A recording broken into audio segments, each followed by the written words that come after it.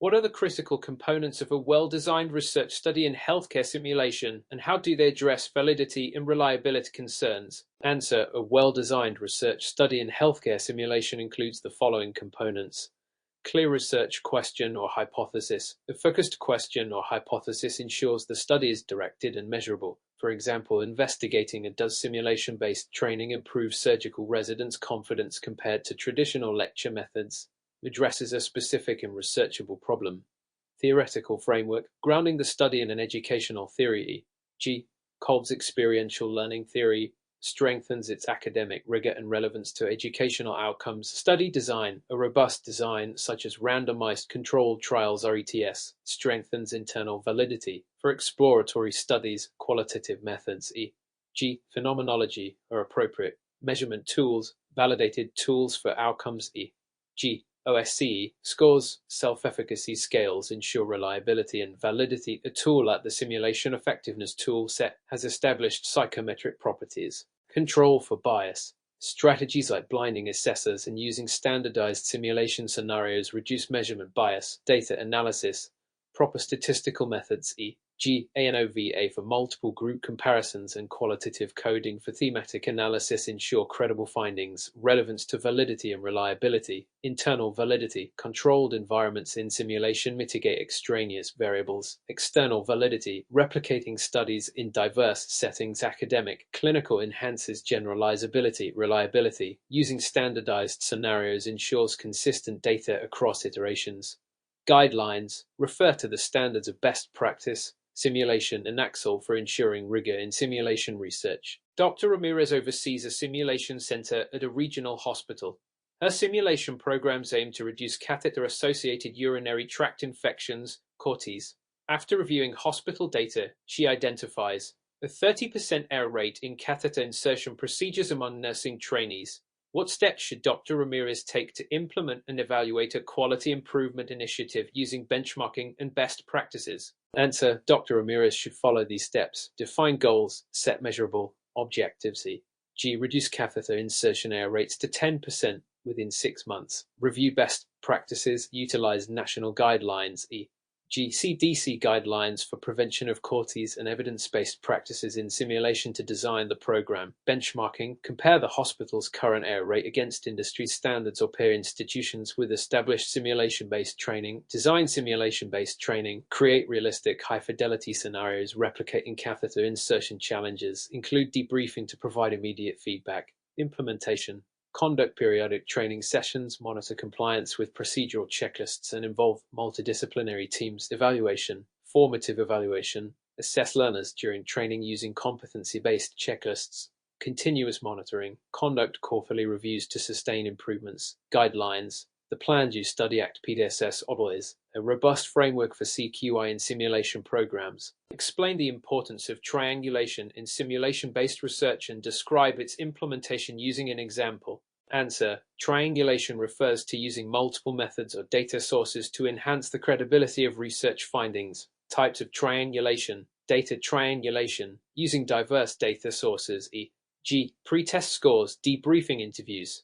Methodological triangulation, combining quantitative, statistical analysis and qualitative thematic coding approaches. Investigator triangulation, multiple researchers analyzing the data independently. Implementation example, research question. Does simulation training improve teamwork in emergency department ed settings? Data collection, quantitative. Measure teamwork using a validated tool like the TeamSteps Team Performance Observation Tool. Qualitative. Conduct focus groups with participants post-simulation. Data analysis, statistical tests, e.g., paired t-tests for pre- and post-simulation scores and thematic analysis of interview transcripts. What strategies can simulation educators use to address disparities in access to simulation-based education in underserved regions? Answer: strategies include mobile simulation units, deploying mobile labs equipped with high-fidelity simulators to remote areas. Virtual simulation, using online platforms, e.g., SIMCs to provide immersive simulation experiences without geographical constraints. Collaborative partnerships, partnering with regional healthcare systems and academic institutions to share resources. Low-cost simulation models, developing affordable, low-tech simulators, G. 3 printed models, training local facilitators. Building capacity by training local educators to deliver simulation-based training sustainably. Addressing disparities aligns with the health equity principles endorsed by the World Health Organization, WHO. Dr. Nguyen has conducted a groundbreaking study on using virtual reality (VR) simulation to enhance empathy among medical students. He plans to disseminate his findings at a conference. What steps should Dr. Nguyen take to prepare his research for publication and presentation? Answer. Steps include manuscript preparation, write a structured paper following IMRAD introduction methods, results and discussion format, conference abstract, submit a concise abstract highlighting the study's objectives, methods, key findings and implications, ethical compliance, ensure adherence to ethical standards. G. Informed consent from participants, visual aids for presentation, create engaging slides with visuals, graphs, VR screenshots, target journal, select a reputable journal. G. Simulation in healthcare, tailor the manuscript to the journal's guidelines, feedback and revision, seek peer feedback before submission, guidelines, the Committee on Publication Ethics, COPE provides frameworks for ethical dissemination. What are the essential components of a well-structured simulation scenario, and how do these components contribute to achieving the learning objectives? Answer. An effective simulation scenario includes the following components: learning objectives, clearly defined goals. G. Improving communication skills during a resuscitation. These objectives must align with desired outcomes, whether cognitive, psychomotor, or affective. Scenario context and setting, a realistic environment. G. An emergency room or operating theatre that provides immersion, ensuring the setting aligns with the learning objectives, increases engagement and realism. Role definitions, specific roles for participants.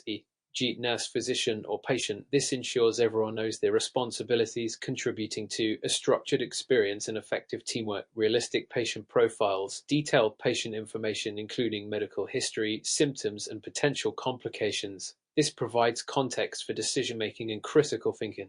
Decision points, key moments in the scenario where participants are required to make decisions. These points should directly align with the learning objectives and prompt reflection or action. Debriefing plan, a structured debrief that promotes critical reflection and addresses any gaps in performance or understanding. This reinforces the learning objectives and allows for constructive feedback, contributing to learning objectives. Each component targets specific educational needs. Immersive settings enhance cognitive learning, while decision points and role play stimulate active problem-solving and teamwork. Well-designed scenarios foster reflective practice and allow participants to practice skills in a safe environment, ultimately achieving the intended educational outcomes. Dr. Evans is conducting a study on the effectiveness of a new simulation training module for emergency medical technicians (EMS). He plans to gather data from participants on their performance, emotional responses, and stress levels during the simulation. However, some of the participants expressed concerns about confidentiality and the use of their data. What ethical considerations should Dr. Evans address to ensure the integrity of the study and the protection of participant rights? Answer. Dr. Evans should address the following ethical considerations. Informed consent. Ensure all participants understand the purpose of the study, the types of data being collected, and how their data will be used. Participants must voluntarily agree to participate, and their consent should be documented. Confidentiality and privacy. Participants' personal and performance data should be kept confidential. Dr. Evans should anonymize data to prevent identification. Access to data should be restricted to authorized researchers. Right to withdraw. Participants should be informed that they can withdraw from the study at any time without penalty. Risk and harm mitigation. Dr. Evans should assess and minimize any potential psychological or emotional harm, especially since the study involves stress levels and emotional responses. Offering psychological support or debriefing after the simulation could help mitigate distress. Data security. Ensure that data storage, whether digital or physical, follows secure protocols to protect participant information. Institutional Review Board approval. Obtain approval from an IRB to ensure the study meets ethical standards and protects participant rights. How can simulation educators integrate continuous quality improvement (COI) processes into their simulation programs, and what tools or frameworks can be used to monitor and improve the quality of simulation training? Answer. Simulation educators can integrate CQI processes into their programs through the following steps. Establish clear metrics. Define specific, measurable goals for simulation programs, such as participant satisfaction, learning outcomes, or performance improvements. Data collection. Collect feedback through various means. Surveys and questionnaires use tools like the Simulation Effectiveness Toolset or Kirkpatrick's Level 1-4 evaluation model to gauge the impact on learner satisfaction, knowledge acquisition, behavior change, and outcomes. Performance metrics measure how participants perform during simulations through structured assessment forms or competency checklists. Benchmarking compare simulation outcomes against industry standards or peer institutions. Benchmarking against frameworks like the National League for Nursing Simulation Guidelines ensures best practices. Implement PDSA cycle. Apply the Planned Use Study Act PDSA framework to continuously assess and refine the simulation curriculum. For example, plan, identify areas for improvement, e.g. debriefing techniques, 2. Implement changes, such as introducing new debriefing strategies, study, collect data post-implementation to evaluate impact, act, refine further based on results, staff training, regularly train simulation facilitators on new educational techniques, technologies, and debriefing strategies to ensure high-quality delivery, regular reviews, conduct periodic reviews of the simulation program to identify opportunities for further improvement. These CQI practices help enhance the effectiveness and sustainability of simulation programs. Nurse Educator MS. Carter works at a hospital in a rural area with limited access to high-fidelity simulation equipment. She has been asked to develop a training program for nursing staff on managing acute respiratory distress syndrome (ARDS). What innovative solutions can MS Carter implement to provide effective simulation-based training despite resource limitations? Answer: MS Carter can implement the following innovative solutions. Low-fidelity simulation. Use low-tech simulation models such as task trainers, standardized patients, or role-playing exercises. For example, a simple mannequin or a volunteer actor can simulate a patient with ARDS for practice with assessment and intervention techniques. Virtual simulation. Implement virtual or computer-based simulation platforms, e.g. Body Interact, that provide interactive scenarios without the need for high-tech equipment. Simulation with minimal equipment. Use existing hospital equipment creatively to simulate ARDS scenarios. For instance, using oxygen delivery devices and basic monitoring equipment to practice assessment and intervention can offer a practical learning experience. Collaborations with regional simulation centers. MS Carter can collaborate with nearby hospitals or academic institutions to use their high-fidelity simulators for occasional training sessions. Peer-led simulations. Train advanced nurses or educators in the area to become simulation facilitators, increasing the capacity for ongoing training without needing external resources. Mobile simulation units. If feasible, advocate for the development of a mobile simulation unit to bring high-fidelity simulation training to the hospital periodically. Explain how simulation educators can assess the effectiveness of simulation training using both formative and summative evaluation methods. How do these evaluations align with evidence-based practice? Answer: Simulation educators can assess the effectiveness of training using two main types of evaluations: formative and summative. Formative evaluation. Purpose: conducted during the training process to provide immediate feedback for learners and instructors. Methods: observational feedback. Instructors observe participants' performance and provide real-time feedback on actions and decisions. Debriefing: facilitated discussions after the simulation to reflect on decision-making, teamwork, and outcomes. Learner self-assessment.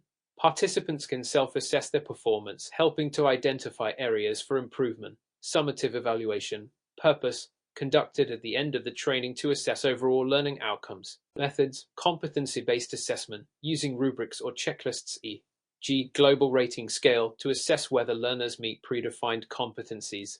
Post-simulation testing, administering written tests or practical exams to evaluate knowledge retention and skill proficiency. Objective measures: tracking performance data over time, such as reduction in medical errors or improvement in response times during real-world scenarios.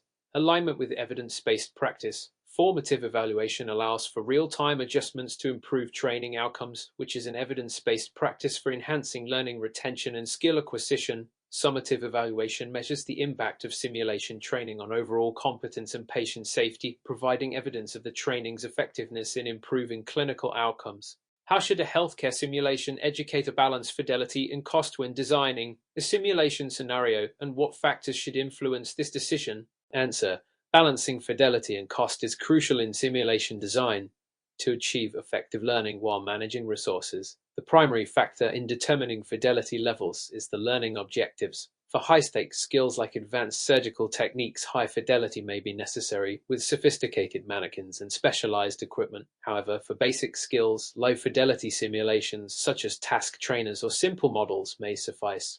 Budget constraints also play a significant role. Educators must assess available resources and explore cost-effective alternatives, such as utilizing video-based simulations or virtual reality (VR) for less complex tasks. The technical complexity of equipment is another factor. Overly complex systems may lead to technical difficulties, distracting from the learning process. Therefore, balancing complexity and simplicity ensures smoother delivery. Lastly, the learner's experience level should influence fidelity. Beginners benefit from low-fidelity simulations that focus on fundamental concepts, whereas advanced learners need high-fidelity scenarios to refine their decision-making and critical thinking under pressure. Dr. Alvarez, a simulation educator, is tasked with integrating augmented reality (AR) into a trauma simulation for interprofessional teams. During the simulation, participants report difficulty differentiating AR elements from real-world equipment, causing confusion and safety concerns. What steps should Dr. Alvarez take to address these challenges and ensure the effective integration of AI in future simulations? Answer: Dr. Alvarez should take several key steps to ensure smooth AR integration in future simulations. Pre-simulation orientation. Dr. Alvarez should conduct an orientation session before the simulation, introducing AR tools, their purpose and limitations. This will help participants understand the AR elements and how they fit into the scenario. Usability testing. Prior to the actual simulation, conduct pilot tests with a small group of participants to identify and address confusion points between AR and real-world equipment. Hybrid approach. Consider hybrid simulation design using physical props for essential equipment and AR for supplementary visual elements like vital signs or patient history. This reduces reliance on AR, minimizing confusion. Scenario design adjustments. Simplify the AR content at the beginning and progressively introduce more complex AR features as participants become familiar with the technology. Guidelines. The healthcare simulation standards of best practice for technology integration recommend aligning AR usage with educational objectives and ensuring proper training to mitigate confusion.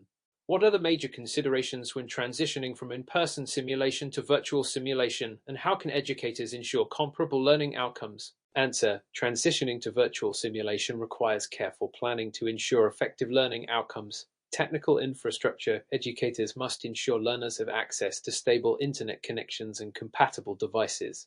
This infrastructure is crucial to prevent disruptions during the simulation. Engagement strategies. Since virtual environments lack physical presence, interactive features like polls, breakout rooms, and chat functions can maintain engagement. Active participation is vital for skill development and knowledge retention. Outcome assessment. Virtual simulations may require tailored assessment tools, such as checklists for virtual interactions or real-time data tracking to measure decision-making and teamwork. Faculty training. Educators must be proficient in using the virtual simulation platform to maximize effectiveness.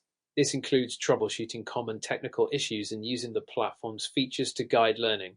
In an interprofessional simulation, how should facilitators handle dominant team members who overshadow quieter participants, potentially disrupting collaborative learning? Answer: when dominant team members overshadow quieter participants, facilitators must ensure equitable participation and a positive learning environment. Set ground rules. Establish clear expectations at the beginning of the session regarding equal participation. Encourage respectful communication and remind participants of their shared goal. Active debriefing. In the debriefing, address team dynamics. Ask questions that help participants reflect on how communication patterns affected collaboration and decision-making. Role rotation.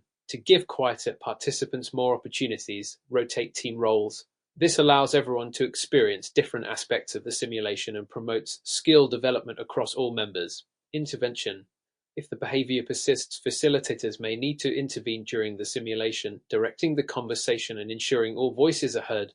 Guidelines. The National League for Nursing Simulation guidelines emphasize the need to address interpersonal dynamics, ensuring that simulations foster collaboration and effective communication within teams. What are effective methods to evaluate the impact of interprofessional education simulations on learner competencies, and what metrics should be prioritized? Answer: evaluating IPE simulation outcomes involves assessing both individual and team competencies. Pre and post surveys Surveys help evaluate changes in attitudes, knowledge, and skills regarding interprofessional collaboration. These tools can gauge learners' perceptions of their ability to work in teams before and after the simulation. Objective Structured Clinical Examinations (OSCEs). OSCEs assess clinical skills and teamwork behaviors, providing quantitative measures of team-based competencies such as communication, leadership, and mutual respect. Team steps metrics use team steps, team strategies, and tools to enhance performance and patient safety to assess communication and collaboration within teams. Metrics may include leadership, mutual support, and shared decision-making. Qualitative feedback collect reflective essays or focus group data to gain deeper insights into team dynamics and personal growth during the simulation. Guidelines. The World Health Organization's Framework for Action on Interprofessional Education advocates for measuring both individual and team outcomes to enhance collaborative practice. The simulation lab experiences frequent mannequin malfunctions during high-stakes simulations. What systematic approach should be taken to minimize disruptions and ensure reliability? Answer. A structured approach is essential for maintaining reliable simulation equipment. Preventive maintenance. Implement a scheduled maintenance program based on the manufacturer's guidelines. Regular checks on mannequin systems, batteries, and sensors can prevent most malfunctions. Troubleshooting protocols. Train staff to diagnose and address common issues. This could include resetting systems or checking software connections before starting a simulation. Backup plans. Have backup equipment ready, such as spare mannequins or alternative scenarios that can be used if equipment fails. This minimizes disruption during critical learning moments. Documentation. Maintain detailed logs of issues and resolutions. Tracking recurring problems helps identify and address systematic failures. Guidelines. The Society for Simulation in Healthcare stresses the importance of adhering to equipment maintenance schedules and troubleshooting protocols to ensure readiness for high-stakes simulations. What principles should guide the design of simulations aimed at enhancing interprofessional team performance in high-pressure environments? Answer. Designing simulations for interprofessional teams requires careful attention to both scenario and team dynamics. Scenario realism. Create realistic, high-pressure scenarios that replicate clinical situations requiring rapid decision-making and effective teamwork. This enhances the learning experience and prepares teams for real-life stresses. Define roles. Ensure that each professional role is clearly defined and critical to the success of the scenario. This encourages collaboration and role respect within the team. Debriefing focus. After the simulation, focus on team behaviors such as communication, leadership, and conflict resolution to improve performance in future simulations. Iterative learning. Provide opportunities for teams to repeat the simulation and refine their approach based on feedback, emphasizing continuous improvement. Guidelines. The core competencies for interprofessional collaborative practice outline that role clarity and coordinated teamwork are essential components of effective simulations. Nurse Patel and Dr. Wong disagree over the sequence of actions during a simulation of cardiac arrest. The disagreement escalates, causing tension within the team and affecting performance. How should the simulation facilitator address this situation during the debriefing? Answer. The facilitator should approach the situation with a focus on reflection and improvement. Normalize conflict. Acknowledge that disagreements are natural in high-pressure environments and an opportunity for growth. Root cause analysis. Encourage participants to discuss the causes of the disagreement and how it impacted team performance. This reflection helps identify underlying communication or role confusion issues. Focus on communication strategies. Discuss the importance of clear communication and assertive decision-making in stressful situations. Guide participants on how to express differing opinions respectfully. Provide conflict resolution tools. Introduce tools like SBAR, situation, background, assessment, recommendation, to facilitate clear communication in future simulations. Guidelines. The National Interprofessional Education Collaborative recommends conflict management training to improve team collaboration and patient outcomes. How can simulation be used to improve patient safety in clinical practice, and what types of scenarios are most beneficial for this purpose? Answer. Simulation enhances patient safety by providing a controlled environment for practicing high-risk scenarios. Error-free practice. Simulations allow healthcare professionals to practice complex tasks without the risk of patient harm, enabling them to learn from mistakes in a safe setting. Crisis management training. Scenarios such as Code Blue or trauma resuscitation teach professionals to respond quickly and appropriately under pressure, improving team coordination and decision-making. Preventing communication failures. Simulations can highlight the importance of effective communication, especially during handoffs or multidisciplinary team interactions, which are critical for patient safety. Guidelines. The Institute for Healthcare Improvement promotes simulation-based training for improving communication, clinical judgment, and crisis management skills, all of which enhance patient safety. What strategies should simulation educators use to enhance cultural competency in healthcare simulations? Answer. To promote cultural competency, educators should incorporate diverse scenarios, develop simulations that involve patients from various cultural backgrounds, focusing on cultural sensitivity, communication differences, and health beliefs, role-play cultural situations. Encourage learners to practice interacting with patients from diverse backgrounds, addressing issues such as language barriers, health disparities, and cultural customs. Facilitate reflective debriefing. Use debriefing to discuss how cultural factors influence patient care and decision-making, helping participants identify biases or gaps in their cultural understanding. Guidelines. The American Association of Colleges of Nursing highlights the importance of integrating cultural competence into simulation to prepare healthcare professionals for diverse patient populations. Explain how closed-loop communication enhances team effectiveness during a high-stakes healthcare simulation. Provide an example to illustrate your point. Answer. Closed-loop communication is a technique where the sender gives a message, the receiver acknowledges it, and the sender confirms the acknowledgement. This process ensures clarity, reduces errors, and promotes accountability within a team. For instance, during a simulated cardiac arrest scenario, if the team leader says, "Administer 1 mg of epinephrine," the nurse should repeat, "1 mg of epinephrine administering now." The team leader should then respond, "A correct 1 mg of epinephrine." This ensures the task is understood and executed properly. Closed-loop communication is critical under stress as it minimizes misunderstandings, particularly in high-stakes scenarios where timely and accurate actions can save lives. It aligns with CRM principles, emphasizing clear communication and teamwork to prevent errors. Describe the concept of cognitive load theory in the context of decision-making during a healthcare simulation.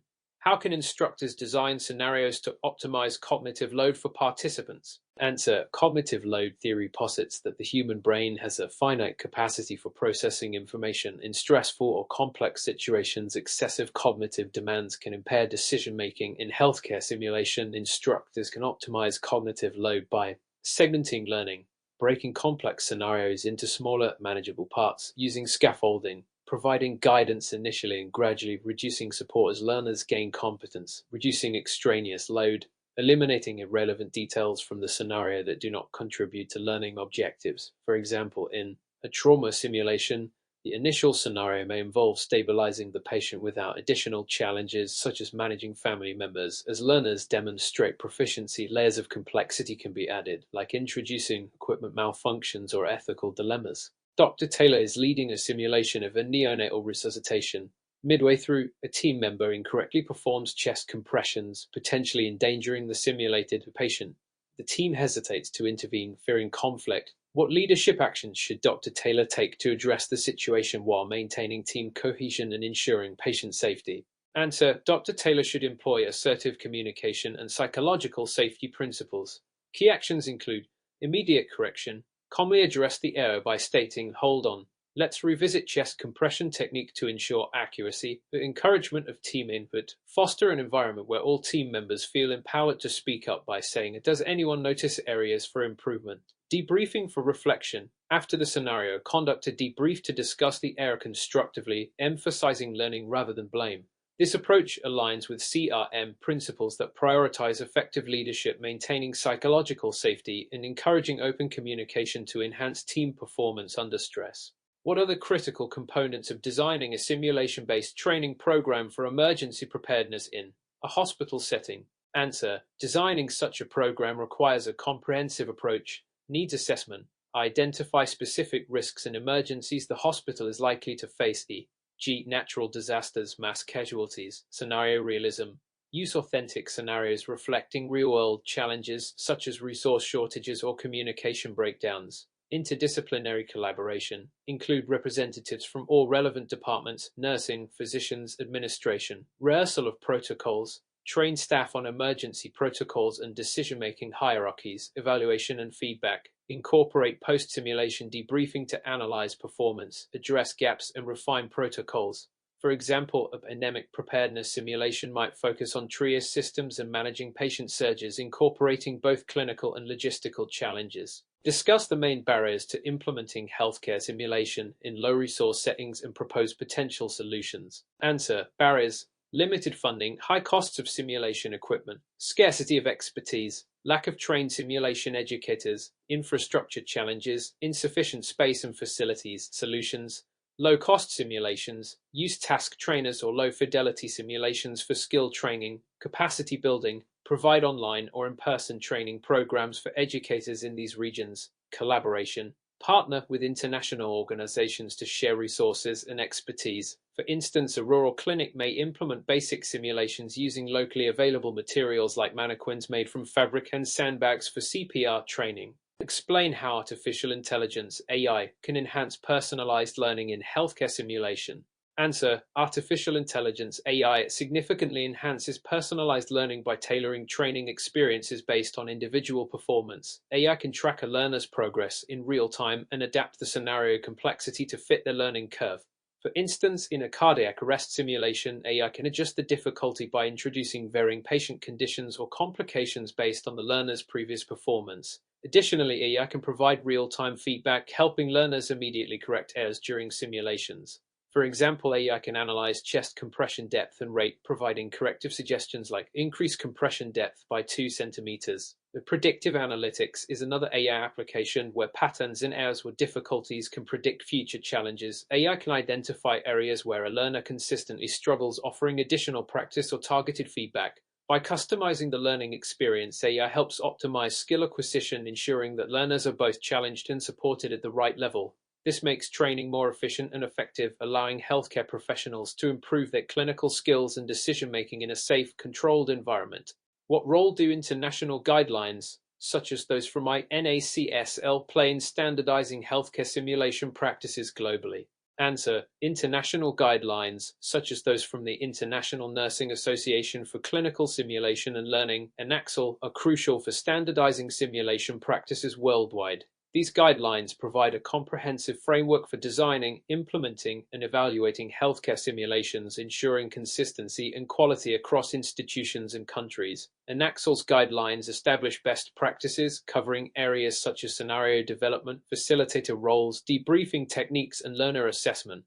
By following these standards, simulation educators can ensure that simulations are not only realistic but also aligned with educational goals and patient safety objectives. Additionally, these guidelines promote patient safety by advocating for simulations that replicate real-world healthcare settings, which allows learners to practice critical skills in a low-risk environment.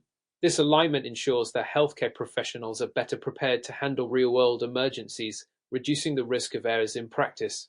Moreover, NACSL's global influence helps foster collaboration among healthcare institutions and educational bodies across borders. How can cultural differences impact healthcare simulation training, and what strategies can be employed to address these differences? Answer: cultural differences can significantly impact healthcare simulation training by influencing communication styles, decision-making processes, and attitudes toward authority. In some cultures, individuals may be hesitant to speak up in a group setting, particularly if they are junior staff or trainees.